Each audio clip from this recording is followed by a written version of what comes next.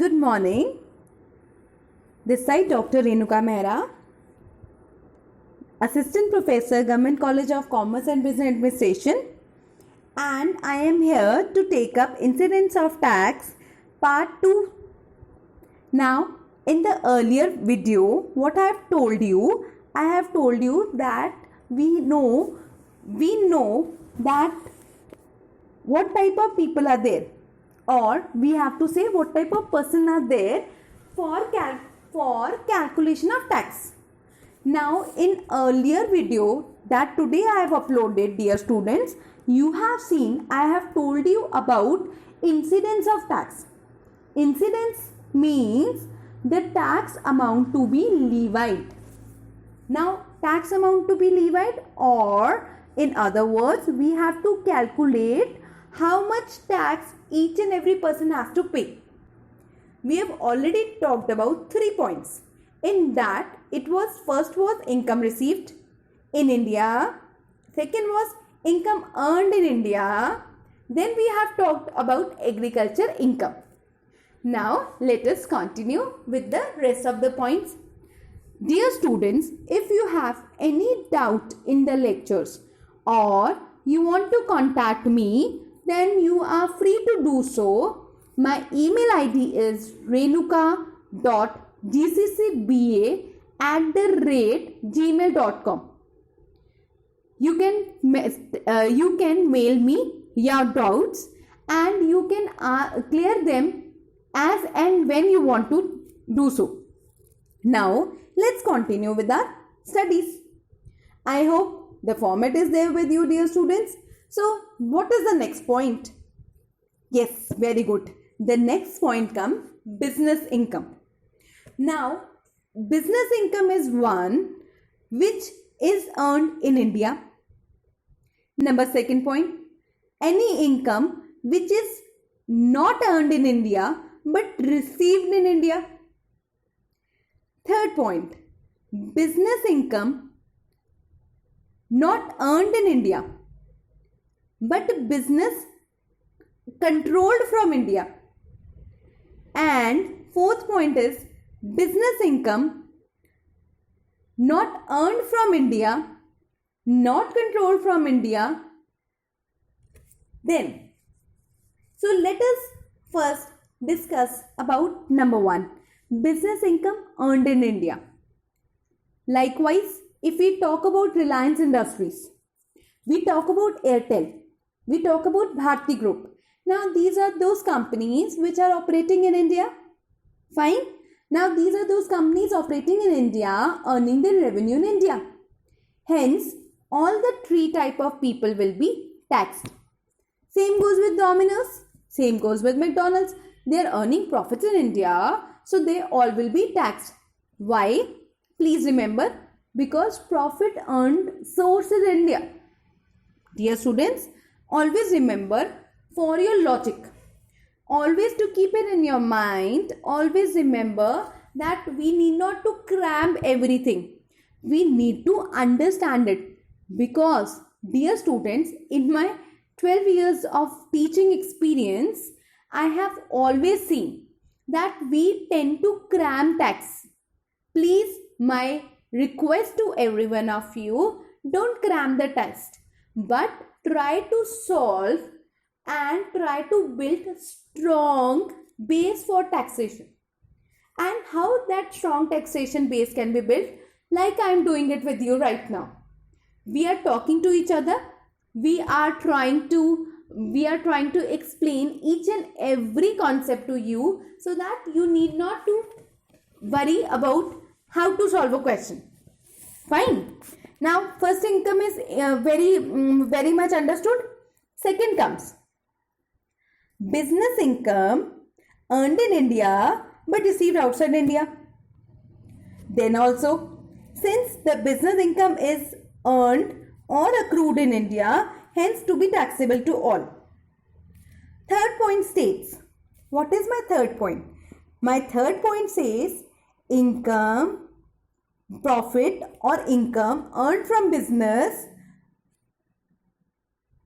outside India but business controlled from India. Now this is different from above 2 points. What is the difference? In this point, the business is in abroad. This is very clear. But it is controlled from, so when it is controlled from India, we take two people for taxation. One is ordinary resident and the other one is not ordinary resident. We believe that non-resident have no connection with India, so that is why he will himself pay the tax to his own country. But when we talk about OR, see, dear students, on 31st March, we have to pay maximum taxation amount. Fine. Now, maximum tax means gross income. Understood? So, gross income means all the incomes earned, received, accrued. Earned, received, accrued in India and other parts of the country plus from abroad. So one thing is India में we have received any income in India or and from abroad. So all the incomes will be added and then the tax will be applied. That is why when the word is given to us that the business is being controlled from India, so we have to tax it to two of the people. One is OR and the other one is NOR. Now, in business income, our last doubt, let's clear it out. What does it say? It says, now the business income outside India, also controlled from outside India, and the money deposited outside India. So that means business is outside India, controlled also from outside India, money also deposited it outside India. So here also what we know, we also know that for this also only and only OR will be taxable. Mean ordinary resident who is living in India, we believe that for rest of the 182 days, if he is associated with the business, then he will have to pay the tax in India. And rest of the two, we assume that they will pay tax to their respective countries. So let us first see, we have right now talked about 4 of the business incomes. Number 1, income received in India. Number 2, income earned in India. Number 3, business controlled from India but the business is outside Indian national boundary. And the 4th one I have just told you, that is business income outside the country, outside the control, and money deposited outside India. So only OR will be taxed. Now after this, what we should know? Now after this, we should know about 2 of the entries more. One is Indian dividend. Now Indian dividend, any dividend from Indian company received anywhere, Indian dividend received anywhere, particularly it will be India only, then the whole amount is exempt. Please understand why exempt. Now it says exempt because the company is distributing profit as dividend, and on that profit already the company has paid the tax. That means you receive dividend after getting the tax deducted. That is why in the hands of the shareholders the dividend is of an Indian company is exempted. But opposite to it, what? Opposite to it is that any dividend received from a foreign country, foreign company in India, it will be fully taxable to everyone. Understand? chalo, let us once again see this point. Indian dividend is absolutely exempt. But if it is any dividend received outside India, if it is received outside India, dear students, outside India from a foreign company, then it will be fully taxable to each and every one. Now, after this, we have last point, that any type of income earned outside India, any type of, for example, interest on debentures of a foreign country received there and deposited there. In this case, now this is income which is earned by whom? Only ordinary resident. We assume that only ordinary resident has received this income and the rest will be turned nil.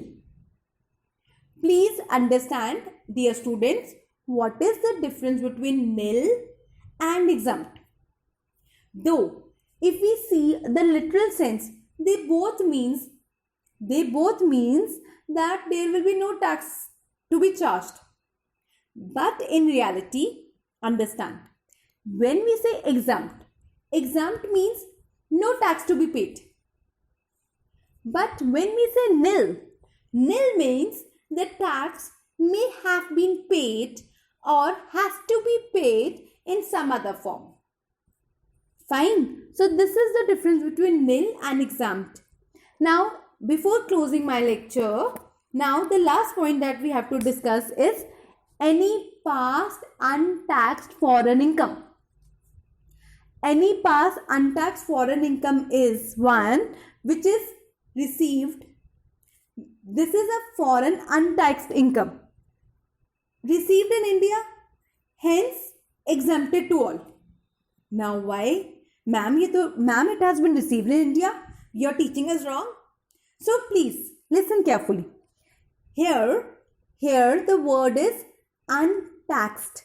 That means this income has not been taxed in foreign country. So when any income which is not taxed in foreign country, we cannot take tax on that income even in India. Now, there is just a last point that need to be mentioned with you, that is word remitted. Like in my two of the audios, I have already shared with you received word, earned word, accrued word. Now this is the last word, which is remitted. Remitted. Now what does it say? When we use the word remitted, we say that any income which is earned outside India and that is remitted in India. That means we believe that the tax on that income has already been paid by NOR or NR. But when it is remitted in India, whether it is business income, whether it is any dividend income, interest income, salary, royalty, house property income, for any income where in the question is given to us that the word is remitted written over there. So when we say remitted, what are we going to do? In that scenario, we will only and only tax OR, as we believe that others have paid their tax. Thank you, dear students. Now in the third part of this video, I will be sharing with you the main logic, how to see that whether your answer is correct or not. Stay safe, stay happy. Thank you. God bless you.